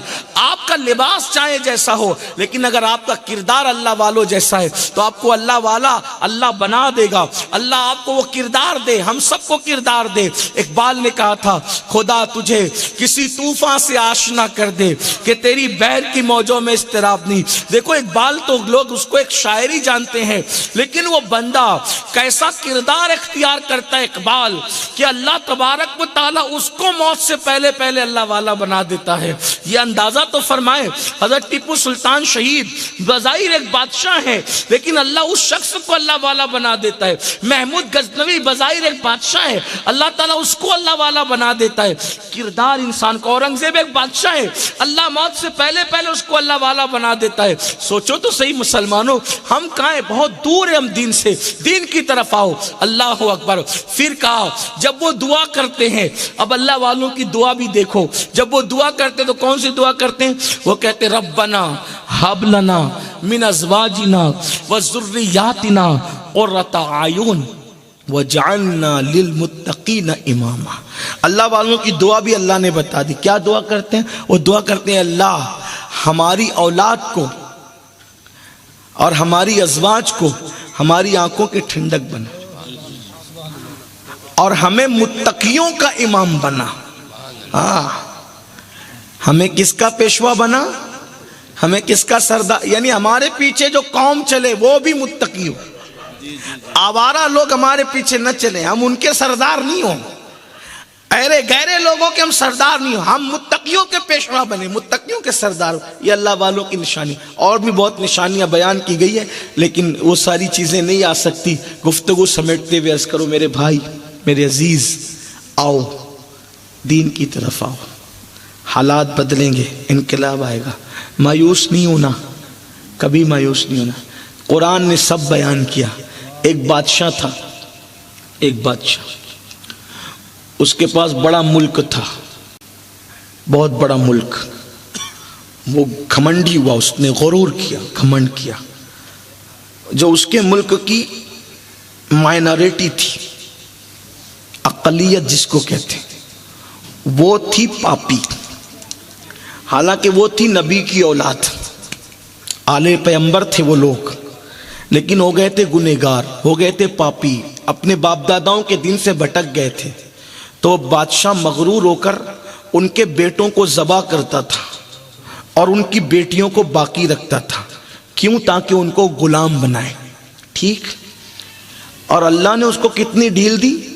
وہ 5 سال کے لیے نہیں بنا تھا وہ بادشاہ، بلکہ وہ تو صدیوں کے لیے تھا، اور گھمنڈ اور غرور میں وہ لوگوں کو قتل کر رہا تھا، مائنارٹی کو قتل کر رہا تھا۔ قرآن میں پورا واقعہ موجود ہے۔ اسی کو ہم فرعون کہتے ہیں، مصر کا بادشاہ تھا۔ اچھا، وہ گھمنڈ میں اتنا بڑھ گیا آگے کہ اللہ نے اس کو ڈھیل دی تو اس کے سر میں کبھی درد بھی نہیں ہوا، بڈھا ہونے کے بعد بھی، اس کے بال سفید ہونے کے بعد بھی اس کو سر میں درد نہیں ہوتا تھا، ہٹا کٹا تھا، پاپ کیے جا رہا تھا، جرائم کیے جا رہا تھا۔ پھر اللہ نے اس قوم کے اندر ایک ذات کو پیدا کیا، اس ذات کا نام ہے موسیٰ علیہ السلام۔ انہوں نے قوم کو ایک ہی بات کہی کہ تمہارے باپ دادا پیغمبر تھے، یہ جو تم کٹ رہے ہو، پٹ رہے ہو، لٹ رہے ہو، یہ مظلوم بنے ہوئے ہو، ایک ہی وجہ کہ تم نے دین چھوڑ دیا، تم آ جاؤ دین کی طرف۔ موسیٰ کی آواز کیا تھی؟ دین کی طرف۔ دیکھو لوگوں کو جو ڈر ہے نا دین سے، انہیں پتا ہے کہ جب لوگ دین کی طرف پلٹ کر آتے ہیں تو پھر انقلاب کے لیے ہتھیاروں کی ضرورت نہیں پڑتی۔ یہ بات یاد رکھنا، دین میں اتنی طاقت ہے جو طاقت ہتھیاروں میں نہیں ہے۔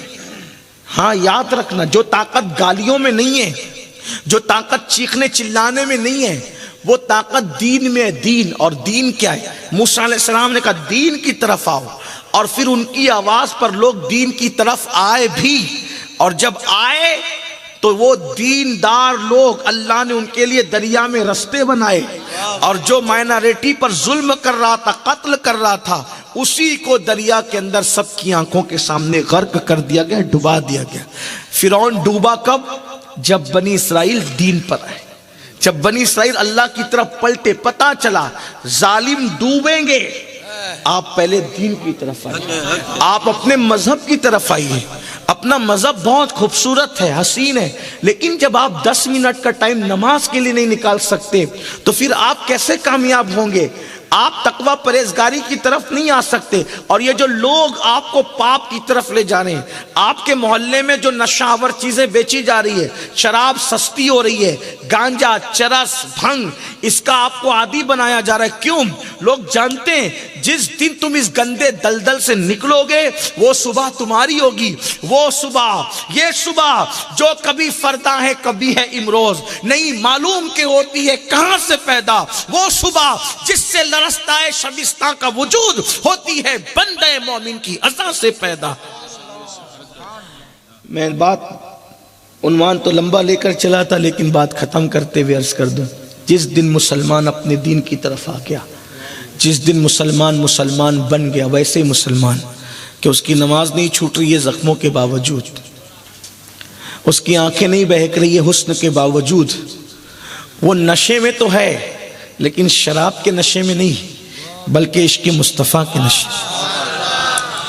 لوگ کہتے ہیں امین القادری نشے کے خلاف ہے، میں نے کہا بالکل، لیکن ایک نشے کا قائل بھی ہوں، اور میں تو کہتا ہوں کہ اسی نشے میں لوگ آ جائیں۔ شراب کا نشہ حرام، محبت رسول کا نشہ عبادت ایمان۔ تو کہا وہ کیسے؟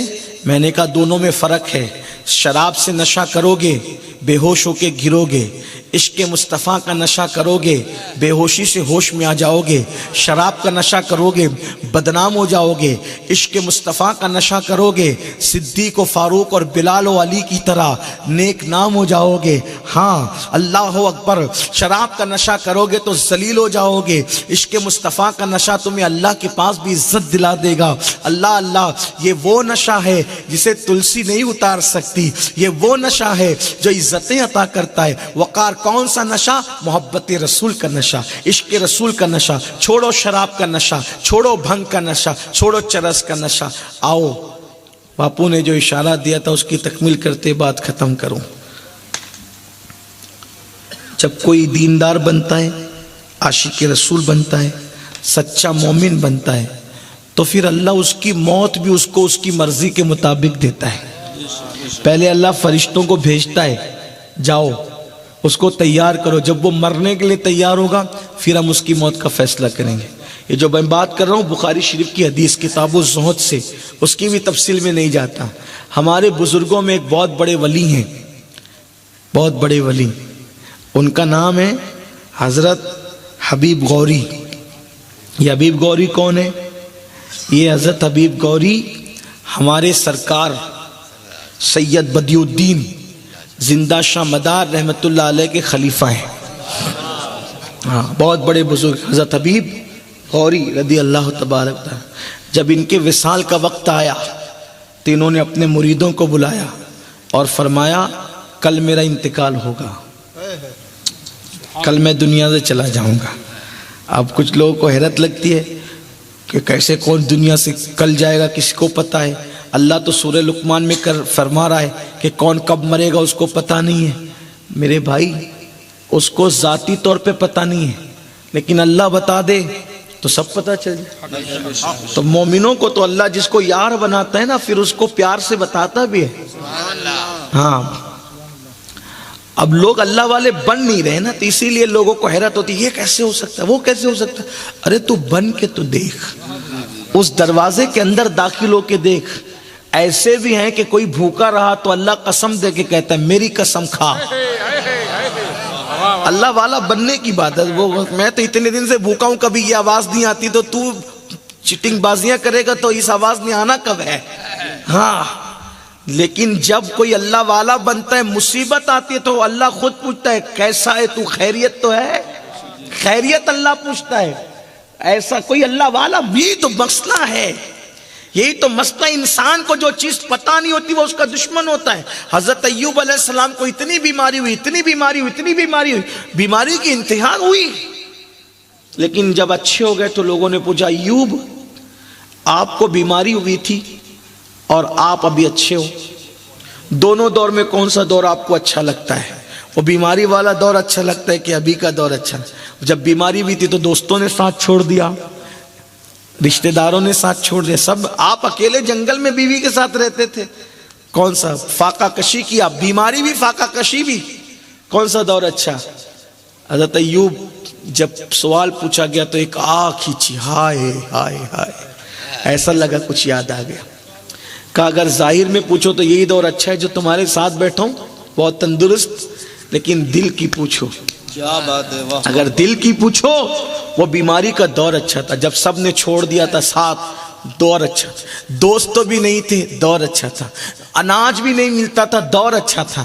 بدن پہ لباس بھی نہیں تھا، دور اچھا تھا. غار میں تھا، دور اچھا تھا. زمین پہ بستر بھی میرے لیے نہیں تھا، دور اچھا تھا. کہا وہ کیوں اچھا تھا؟ کہا وہ دور جب سب نے چھوڑا، جب سب نے چھوڑا اور بیماری عروج پر آئی تو صبح اور شام میرا اللہ مجھ سے سرگوشی کہتے ہوئے کہتا تھا پیارے ایوب کیسے ہو،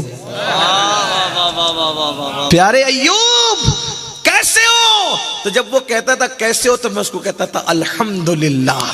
اب جب سے اچھا ہو گیا ہوں اب وہ آواز نہیں آتی، وہ سرگوشی نہیں ہوتی.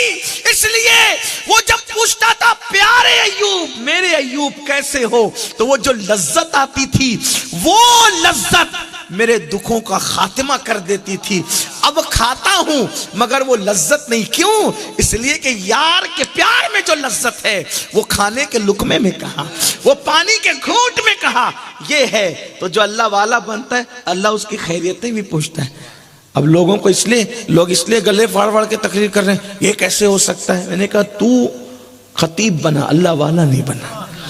تو ادیب بنا، اللہ والا نہیں بنا. تو مصنف بنا، اللہ والا نہیں بنا. کہا یہ سنی لوگ کس سے گڑھ کے بیان کرتے ہیں. میں نے کہا خدا کی قسم ایک دن تو بھی بن ویسا اللہ والا جیسا میرا بغداد کا دولہا تھا. حالانکہ کوئی بن نہیں سکتا ویسا، تو وہاں ویسا کیونکہ غوث پاک یہ منزل بھی بہت آسان نہیں. گردن ہری تھی، ہری آخری عمر تک گردن. کسی نے پوچھا گردن ہری کیوں ہے؟ کہا 30 سال سے زائد درخت کے پتے کھا کے سحری کی ہے اور درخت کے پتے کھا کے افطاری کی ہے، یہ گردن پہ ہریالی اس کی ہے. فرمایا کہ مر کر کے جیا ہوں تب یہ مرتبے ملے. وہ مصیبتیں اٹھائی اللہ کے لیے وہ مصیبتیں اٹھائی ہے کہ اگر پہاڑ پہ ڈالی جاتی تو پہاڑ بھی پگھل جاتے. وہ مصیبت ہے. یہاں تو سحری بھی دودھ سے کریں، ملائی سے کریں، نان سے کریں اور ڈرائی فروٹ کھائیں، اس کے بعد بھی جو ہے وہ دن بھر ہائے ہائے کریں کیا گرمی ہے، کیا گرمی ہے، کیا گرمی. یہ لوگوں کا حال. ہاں لوگ کہتے گرمی میں پیاس بہت لگتی ہے. میں نے کہا پیاس گرمی سے نہیں لگتی، پیاس گناہوں کی وجہ سے. اگر آدمی گناہ چھوڑ دے تو اس کو روزے میں پیاس نہ لگے. آپ کہاں میرے بھائی، یہ حقائق ہے، یہ سچائی ہے. لوگ کہتے ہیں میں قوت حافظہ میرا نہیں صحیح چلتا کیونکہ میں کئی دن سے گھی نہیں کھا پا رہا ہوں، بادام نہیں کھا پا رہا ہوں، پستہ نہیں کھا پا رہا ہوں. میں نے کہا اللہ کے بندے کاجو پستہ بادام اور گھی سے حافظہ نہیں بڑھتا. یہ جو حافظہ جاتا ہے یہ گناہوں کی وجہ سے جاتا ہے. لوگوں کو مذاق لگتی ہے باتیں، لیکن گناہ چھوڑ کے دیکھ۔ حضور صدر الشریعہ رحمت اللہ علیہ نے اپنے استاد سے کہا تھا کہ سبق پڑھتا ہوں کبھی کبھی بھول جاتا ہوں، فرمایا بیٹے گناہ چھوڑ دے، اس لیے کہ علم اللہ کا نور ہے اور اللہ اپنا نور گناہ کی ظلمت میں عطا نہیں فرماتا۔ ہاں کہا کہ قوت حافظہ ایسی ہوتی ہے گناہ چھوڑ کے۔ میں نے کہا بتاؤں آپ کو قوت حافظہ کیسی تھی؟ امام محمد شیبانی، یہ ہمارے علماء ان کا نام جانتے ہیں، امام محمد شیبانی، یہ امام اعظم کے شاگرد ہیں جن کو ہم امام محمد بولتے ہیں۔ یہ تھے 7 سال کے بچے اور یتیم ہو گئے تھے۔ ان کی امی ان کو لے گئی مدرسے میں امام اعظم کے پاس، حضرت اس کا ایڈمیشن کر لو، داخلہ کر لو۔ تو 7 سال کا بچہ دیکھا تو کہا یہ بچہ ہے، تو کہا کر لو بہت ذہین ہے۔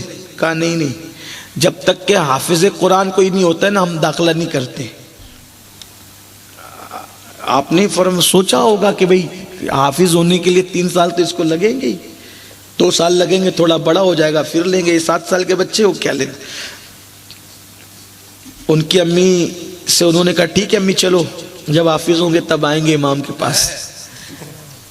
7 دن کے بعد فرما لے کے اس کا ایڈمیشن کر لو، داخلہ لے لو۔ کہا نا حافظ ہونے کے بعد لیتے، کہا بن گیا حافظ۔ کتنے دن؟ صرف 7 دن میں حافظ قرآن۔ آپ کیا سمجھتے ہیں میرے بھائی؟ یہ گناہ نے ہماری ذہانت اڑائی، یہ گناہ نے ہمارا چین اڑایا، یہ گناہ نے ہمارا سکون اڑایا۔ آپ کیا سمجھتے ہیں؟ تو بات دور نکلتی ہے۔ عرض یہ کر رہا تھا کہ حضرت حبیب گوری نے فرمایا کل میرا انتقال ہو جائے گا۔ مرید لوگ رونے لگے، مریدوں نے رونا ہی تھا، پیر سے محبت جو تھی۔ تو فرمایا رو مت، کیونکہ جب تک آدمی زندہ رہتا ہے، پیر زندہ رہتا ہے، بزرگ زندہ رہتے ہیں زمین پہ، وہ جو فیض ملتا ہے بعد وصال اس سے زیادہ ملتا ہے۔ کیوں؟ اس لیے کہ روح کا پنچھی ابھی جسم کے پنجرے میں ہے، تو یہ فیض ہے۔ جب یہ پنجرے سے باہر ہوگا تو کیسے اڑے گا؟ پرواز پنجرے میں زیادہ پرواز ہوتی ہے کہ پنجرے کے باہر؟ تو یہ روح کا پنچھی جسم کے پنجرے میں ابھی قید ہے، ہاں تو وہ فیض الگ ہے، اور جب باہر نکل کے اڑے گا تو پھر فیض زیادہ بڑھ جاتا ہے، ہو جاتا ہے۔ تو پریشانی ہونا، فیض ملتا رہے گا۔ لیکن تو سمجھ لو، مثال عبد الرحمن تو، عبداللہ تو، عبد السلام تو، عبد القادر تو، غلام مصطفیٰ تو، چند لوگوں کو کہا تم لوگ میرا جنازہ لے کے چلنا، غسل دینا، کفن پہنانا اور نماز جنازہ ہی پڑھ لینا اور جنازہ لے کے چلنا۔ جہاں میرا جنازہ رکے وہی مجھے دفن کرنا۔ اب کچھ مریدین ایسے بھی ہوتے کہ وہ لوگ تھوڑا سا پیر سے ویسی عقیدت نہیں کرتے جیسے کرنی چاہیے، تو انہوں نے سوچا کہ حضرت نے اس کا نام لیا، ہم لوگ کا نام نہیں لیا حضرت نے۔ بھئی اللہ والوں کی نظر تو پھر نظر ہے نا، حضرت نے ہمارا نام نہیں لیا، ان کا ہی نام لیا، یہ لے کر کے چلے۔ مرید تو سبھی ہے۔ بہرحال انتقال ہو گیا، غسل دیا گیا، کفن پہنایا گیا، جنازہ پڑھ لیا گیا۔ اب جنازہ لے کر چلے، اب لے کر کے چلے تو محلے سے باہر نکلا جنازہ، قبرستان تو جانا نہیں تھا، محلے سے باہر نکلا جنازہ، تو کچھ لوگ پلٹے، دھیرے دھیرے پلٹے، کچھ تھوڑے رہ گئے، پھر تھوڑے رہ گئے، پھر گاؤں سے نکلا، پھر کچھ پلٹے، پھر تھوڑے رہ گئے۔ آخری میں یہ ہوا کہ پیر صاحب نے جن جن کے نام لیے تھے بس وہی رہ گئے، باقی سب اپنے اپنے گھروں کو لوٹنا بھی تھا، لوٹ گئے سب۔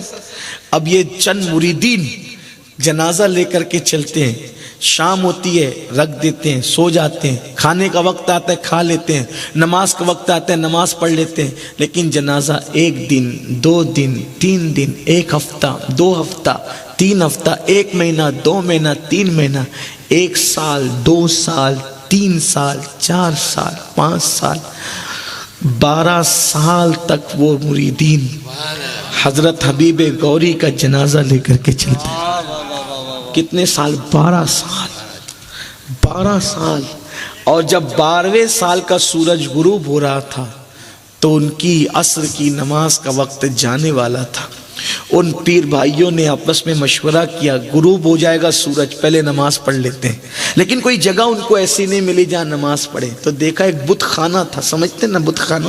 ہاں بت خانہ تھا، مخصوص لوگوں کا، وہاں کی رانی کا، وہاں کے بادشاہ کا بت خانہ تھا. وہاں پر ایک پانی کی نہر تھی، دریا کا کنارہ ہو سکتا تھا. انہوں نے کہا دیکھو وہاں پانی نظر آتا ہے، نماز پڑھنی، نماز چھوڑنی نہیں. پیر کا جنازہ لے کے گھوم رہے مگر نماز نہیں چھوڑنی. یہ ہے. پھر کہتا ہوں آخری جملہ پھر کہتا ہوں اس پر، اگر آپ کے پاس نماز نہیں ہے تو آپ کے ہاتھوں میں نہ رسول اللہ کا دامن ہے، نہ غوث پاک کا دامن ہے، نہ غریب نواز کا دامن. اللہ کے رسول نے فرمایا میری تڑپ یہ ہے، اللہ کرے میری قوم میری اس بات کا خیال کر لیں.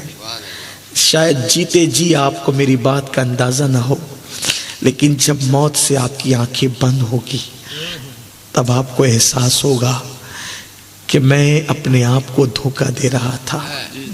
میرے بھائی، میرے نبی کا یہ جملہ، میرے نبی کا یہ حکم تجھے یاد رہنا چاہیے. جب تم نماز چھوڑتے ہو نا، میرے آقا نے فرمایا جس نے نماز چھوڑ دی میں محمد اس سے بیزار ہوں. میرے آقا نے فرمایا نبی کا دامن آپ کے ہاتھ میں نہیں ہوگا اگر آپ نماز نہیں پڑھتے، وہ عذاب ہوگا. میرے آقا فرماتے ہیں جب بے نمازی مرے گا تو اللہ اس کو اتنا پیاسا کرے گا کہ اگر 7 سمندروں کا پانی بھی اس کے منہ میں ڈال دو اس کی پیاس نہیں بجھے گی. بے نمازی بھوکا مرے گا، بے نمازی پیاسا مرے گا. میرے امام اعظم فرماتے ہیں بے نمازی جو نماز نہیں پڑھتا تھا جب وہ مرے گا تو مرنے سے پہلے اس کا ایمان چھین لیا جانے کا خوف ہے، وہ کافر ہو کر مرے گا، اس کا ڈر ہے. میرے عزیز، اللہ کے لیے نماز پڑھ لو، نمازی بن جاؤ. آپ سب چیز کی قدر کرتے ہو، کیوں نماز کی ناقدری کر رہے ہو؟ یہ اللہ کا تحفہ ہے. اللہ نے ہر حکم، تمام احکامات زمین پر بھیجے، لیکن جب نماز دینی ہوئی تو محبوب کو لامکاں پر بلا کر نماز عطا فرمائی. اس کی قدر آپ سوچو. ایک بات آپ سے کہتا ہوں پھر دیکھو، ہمارے مذہب میں جانور کو بھی مارنے کی اجازت نہیں ہے. اچھا، مارنے سے ایک اور چھوٹی چیز ہے گالی دینا. آقا فرماتے ہیں پسو سمجھتے ہو؟ پسو ایک باریک سا کیڑا آتا ہے، بہت باریک سا کیڑا آتا ہے. پسو کو بھی گالی مت دو، کھٹمل کو بھی گالی مت دو. اگر تم نے مرغی کو، پسو کو، کھٹمل کو گالی دی تو قیامت کے دن اللہ تم پر عذاب کرے گا. پسو اور کھٹمل کو گالی دیکھو جو مذہب پسو اور کھٹمل کو گالی دینے کی اجازت نہیں دیتا، لیکن وہ مذہب کی تعلیم. آقا فرماتے ہیں اگر تمہارے بچے 7 سال کے ہوں انہیں نماز کا حکم دو، اور 10 سال کے ہو کر نہ پڑھے فرمایا ان کو مارو. اسلام مارنے کی اجازت نہیں دیتا، لیکن آخر نماز میں کیا ہے کہ فرمایا اگر تمہارے بچے نہیں پڑھتے ان کو مار کے نماز پڑھاؤ. میں پوچھتا ہوں، اس بچے ٹیوشن نہیں جاتے تم ان کو مارتے ہو، بچے اسکول نہیں جاتے تم ان کو مارتے ہو، بچے دکان پر جاتے نہیں تو تم ان کو مارتے ہو، بچے جو ہے وہ معاذ اللہ تمہاری بات نہیں مانتے، ساز و سامان نہیں لانے جاتے، تم ان کو مارتے ہو. کبھی میرے نبی نے کسی چیز پہ مارنے کا حکم نہیں دیا، لیکن فرمایا اگر وہ نماز نہیں پڑھے تو ان کو مار کے پڑھاؤ. کیا ہے نماز میں؟ کیا حکمت ہے اس کے؟ سوچو تو صحیح. یہ ایک نماز جس کو تم کمتر سمجھ رہے ہو، واللہ یہ کمتر نہیں ہے، مومنوں کی معراج ہے. الصلاۃ معراج المومنین. اگر دوران جنگ نماز کا وقت آیا ہے تو مسلمان حالت جنگ میں نماز پڑھنے کھڑے ہوئے ہیں. مسلمانوں نے وہاں بھی نماز نہیں چھوڑی. جو ہم چھوڑ دیں، اس نماز کی اہمیت سمجھو، اس کی قدر سمجھو. قرآن میں، پورے قرآن میں کسی چیز کا حکم ایک بار آیا، کسی کا 2 بار، کسی کا 3 بار، کسی کا 4 بار. ایک نماز ہے، پورے قرآن میں اللہ نے 700 مرتبہ نماز کا حکم دیا. 700 مرتبہ، 700 مرتبہ. تو گویا جو نماز چھوڑتا ہے وہ ایک وقت کی نماز چھوڑتا ہے، لیکن وہ 700 بار اللہ کی نافرمانی کرتا ہے. نبیوں کی دعا کیا تھی؟ دیکھو ہم اپنی اولاد کے لیے کیا مانگتے ہیں، اللہ ڈاکٹر بنا، ٹیچر بنا، انجینئر بنا، عالم بنا، خطیب بنا، یہ بنا وہ بنا۔ نبی کیا دعا کر رہے ہیں، خلیل اللہ، ربی جعلنی مقیم الصلاۃ ومن ذریتی ربنا وتقبل دعا، اے اللہ میری اولاد کو نمازی بنا۔ آخر ہے خلیل نماز میں تھا کیا؟ آخر یہ کون سی ایسی ڈگری ہے کہ آپ اپنی اولاد کے لیے مانگ رہے ہیں کہ اللہ میری اولاد کو نمازی بنا؟ اس سے پتہ چلا کہ نماز کتنا قیمتی سرمایہ ہے۔ جو باتیں کہی جائے تھوڑی ہے، جو رہ جائے گی وہ بہت زیادہ ہے۔ تو وہ لوگ جو حبیب غوری کے مرید تھے، حضرت سیدنا حبیب غوری کے مرید تھے، عصر کا وقت آیا، سوچا کہ وضو کر لیں، پانی نظر آیا، جنازہ پیر کا رکھا اسی بت خانے کے پاس، جلدی جلدی وضو کیا، عصر کی نماز پڑھی۔ عصر کی نماز پڑھی تو عصر کی نماز پڑھ کر اب وہ جنازہ اٹھاتے ہیں، تو 12 سال سے جو جنازہ لے کر کے چل رہے تھے، اب وہ جنازہ اٹھتا نہیں۔ وہ وہاں کے بت خانے کے کچھ ذمہ داران آئے، انہوں نے کہا تم ادھر کیسے چلے آئے، کون ہو تم لوگ؟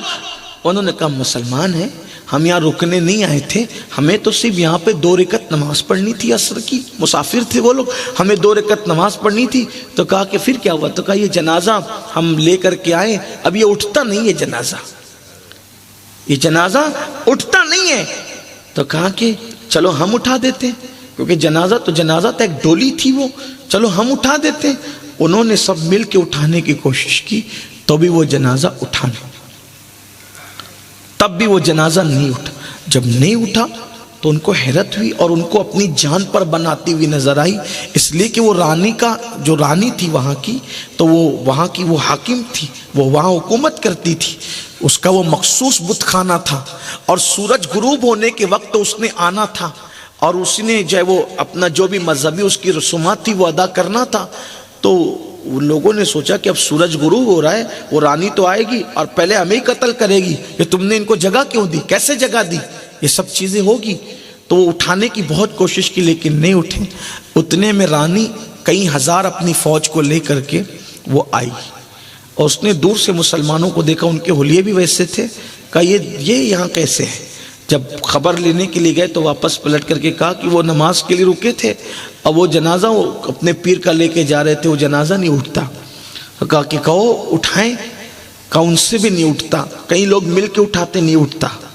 تو کہا تم جا کے اٹھاؤ، فوجیوں نے اٹھایا، وہ نہیں اٹھا، حتیٰ کہ اس نے ہاتھی منگائے، ہاتھیوں کے سون میں زنجیر دی اور جنازے کو زنجیر سے جکڑ دیا۔ ہاتھی جو جنگجو آتی تھے انہوں نے سون اونچی کی تو جتنی زنجیریں تھی وہ سب ٹوٹ گئی۔ رانی نے کہا کہ آخر یہ لائے تو تم ہی تھے، ہاں کتنے لوگ؟ ہم 4 لوگ لائے تھے، اب یہ ہاتھیوں سے بھی نہیں اٹھتا۔ تو اس کے دل میں خیال آیا کہ یہ جنازہ کہاں سے لائے؟ فلاں مقام سے۔ یہاں کتنے دن میں لائے؟ ہم تو 12 سال سے لیے پھر رہے ہیں۔ 12 سال بدبو نہیں آئی؟ 12 سال بدبو نہیں؟ ارے چند گھنٹوں میں لوگوں کے جسم سے بدبو آتی ہے نا، 12 سال بدبو نہیں آئی، جسموں سڑا نہیں؟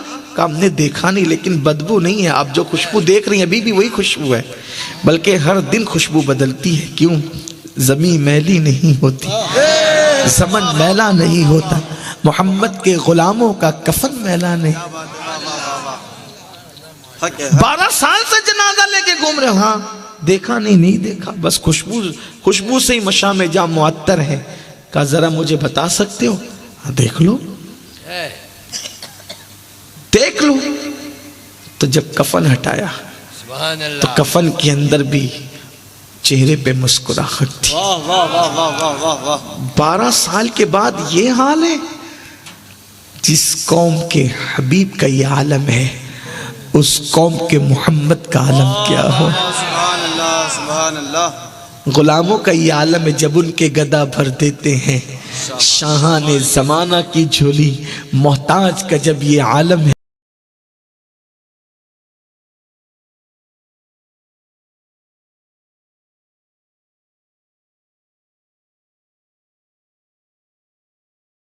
اسلام قبول کیا، واہ سبحان اللہ. پوری فوج کے ساتھ اسلام قبول کیا. کہا ماجرا کیا ہے؟ تو کہا ہمارے پیر نے کہا تھا کہ جہاں میرا جنازہ رک جائے گا وہیں مجھے دفن کرنا، اور وہیں ان کو دفن کیا گیا. آج بھی وہ جنازہ رکا کہاں؟ وہ بھی اس ہندوستان کی خوش نصیب سرزمین کرناٹک کی سرزمین پہ وہ جنازہ رکا ہے. جا کر کے دیکھ لینا، زیارت کر لینا. ابھی بھی حضرت حبیب گوری کا مزار وہاں پہ موجود ہے. لیکن کون جو نبی کے غلام بنے، جو دیندار بنے، یہ ان کی شان ہوتی ہے. ورنہ لوگوں کی قبروں کا نشان بھی 6 مہینے میں ختم ہو جاتا ہے. ایسے ہی ہے، پاپ کرو گے، دنیا دار بنو گے تو میرے عزیز قبروں پہ کتے چلتے نظر آتے ہیں، قبروں پر کتے پیشاب کرتے نظر آتے ہیں، بکریوں کی لید نظر آتی ہے. جیسا کرو گے ویسا پاؤ گے. ایک کتاب اللہ نے تمہیں دی ہے جس کے پہلے صفحے پر زندگی ہے، پیدائش ہے، آخری صفحے پہ موت ہے. کیا بھرنا ہے آپ کے ہاتھ میں. غور کیجئے، آپ بھرنا کیا چاہتے ہیں؟ مسکراہٹیں یا آنکھوں کے آگ کے شعلے، محبتیں یا نفرتیں، حسن اخلاق یا بد اخلاقی، آپ کے ہاتھ میں. اگر آج نہیں سنبھلو گے آخر موت ہے. جس دن موت کا فرشتہ روح کو اپنے شکنجے میں جکڑ کے لے جائے گا، شاید اس دن کسی پاگل کی بڑا آپ کو یاد آئے گی. جلسے میں گئے تو تھے یہ دیکھنے کے لیے کہ چلو کیا بولتے ہیں، لیکن کاش ایسا ہوتا. کیا بولتے ہیں اس پہ توجہ نہ کرو، کیا کرتا ہوں میں خود اس پر آپ توجہ کریں. مجھے کڑن ہوتی ہے، لوگ کہتے ہیں جلسوں میں اتنے ہزار لوگ آئے، اتنے ہزار لوگ آئے. یقین جانے مجھے شکر کرتا ہوں جتنے بھی آئے، لیکن مجھے یہ شوق ہے کہ میری قوم سننے کے لیے جتنی جمع ہو رہی ہے، اگر اتنی یہ لوگ عمل کرنے کے لیے جمع ہو جائیں، ایک نئی صبح کا آغاز ہوگا، ایک نئے انقلاب کا آغاز ہوگا. میرے عزیز، اب سننے سے زیادہ عمل کرنے کا وقت ہے. آئیے آج عہد کیجئے کہ انشاءاللہ موسم بہار نیکیوں کا ماہ رمضان کی شکل میں آ رہا ہے. انشاءاللہ نہ فجر چھوٹے گی، نہ ظہر چھوٹے گی، نہ عصر چھوٹے گی، نہ مغرب چھوٹے گی، نہ عشاء چھوٹے گی. آپ اور تراویح بھی پڑھیں گے پوری. 1 مہینے میں اتنی محنت سے پریکٹس کرو کہ رمضان شریف چلا جائے لیکن نماز کی عادت باقی رہ جائے. رمضان شریف چلا جائے، سچ بولنے کی عادت باقی رہ جائے. رمضان شریف چلا جائے لیکن تلاوت قرآن کی عادت باقی رہ جائے. اگر ایسا ہوا سمجھ لینا رمضان شریف افطار میں فروٹ کھانے کا نام نہیں، رمضان شریف ٹکیا کباب اور بریانی اڑانے کا نام نہیں، رمضان شریف زندگی میں انقلاب کا نام ہے. اگر آپ کا ماہ رمضان اللہ نے قبول کر لیا تو پہلے جیسے تھے رمضان شریف کے بعد آپ بدل جائیں گے. جو بدل گیا سمجھ لو کہ اس کا ماہ رمضان قبول ہو گیا، اور جو پہلے جیسا تھا ویسی رہا. یاد رکھنا، جیسے رمضان شریف رحمت ہے ویسے ہی وہ لوگوں کے لیے تباہی بھی ہے. رمضان شریف میں ایک گناہ کا 70 درجہ ملتا ہے تو دوسری طرف بھی یاد رکھ ایک نیکی کا 70 درجہ ملتا ہے. تو یہ بھی یاد رکھنا اگر ایک نافرمانی کرو گے تو 70 لکھی جائے گی. اس کا بھی خیال کرنا. گٹکا، سگریٹ، تمباکو اور شراب کی محبت میں روزہ چھوڑنے والوں، تم تو جان دینے کی بات کرتے ہو، کیا اللہ رسول کے لیے چند گھنٹے کی بھوک اور پیاس برداشت نہیں کر سکتے؟ اگر نہیں کر سکتے تو ہم عاشق کیسے؟ عاشق تو وہ تھے جنہوں نے میرے محبوب کی محبت میں دنیا چھوڑ دی. پہلی رات کی دلہن چھوڑ کے آئے اور جام شہادت انہوں نے نوش کر لیا. آئیے اسی بادہ و جام کی طرف چلے، اسی عشق کی طرف چلے. ہاں وہی عشق جو ہر پست کو بالا کر دیتا ہے. ہو نہ یہ پھول تو بلبل کا ترنم بھی نہ ہو، چمن دہر میں کلیوں کا تبسم بھی نہ ہو نہ ساقی تو پھر میں بھی نہ ہو، خم بھی نہ ہو. خیمہ افلاک کا استادہ اسی نام سے ہے، بزم ہستی تپش آمادہ اسی نام سے ہے. قوت عشق سے ہر پست کو بالا کر دے، دہر میں اسم محمد سے اجالا کر دے. کی محمد سے وفا تو نے تو ہم تیرے ہیں، یہ جہاں چیز ہے کیا لوح و قلم تیرے ہیں. السلام علیکم ورحمۃ اللہ وبرکاتہ.